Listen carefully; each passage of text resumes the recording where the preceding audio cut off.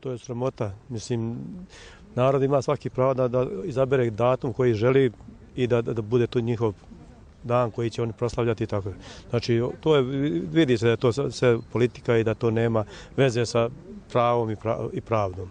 Ko će to da nam uspori? Sve što oni hoće da nam naturi, neće. Ja mislim da nije u redu. Ipak to je naše opredjeljenje, naša zasluga. Sada ćemo biti jači. Jer što su više protiv nas, mi ćemo biti jači. Jako sam neprijatno iznenađen, mada sam i očekivao takvu odluku, da vam iskreno kažem.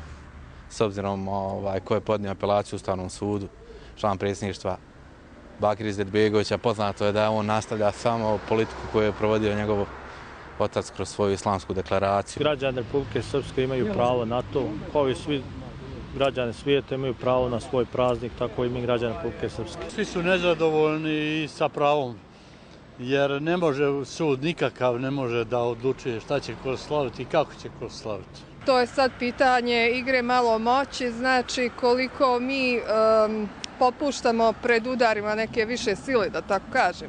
Pa dok će to ići, evo nek počne od tog dana Republike, pa ćete vidjeti za 3-4 godine šta će da bude. Pa mislim da to nije u redu, da mi imamo pravo da slavimo u dan Republike Srpske.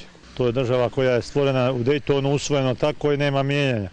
Oni ne sprovode naše odluke Ustavnog suda koje su, ima 60 zakona koje je poništeno na Ustavnom sudu i ništa se ne primjenjuje. Nećemo ni mi primjenjivati, mi ćemo naše slaviti kao što imamo pravo. Zašto da se ne slavi? Zašto oni sve slave? Nisam protiv nikog, ali svak svoje da slavi. To je udar na narod, na Republiku Srpsku.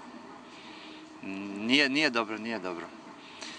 Ipak sad naše stranke da se slože da to on pobiju. Ako je dan državnosti Republike Srpske, kako poštujem BiH, ali imamo svoj praznik, oni imaju svoje. Svi treba da budemo ravnopravni u Bosni i Hercegovini, jednako zastupljeni, da niko nikome nema pravo da ukida osnovne građanske slobode.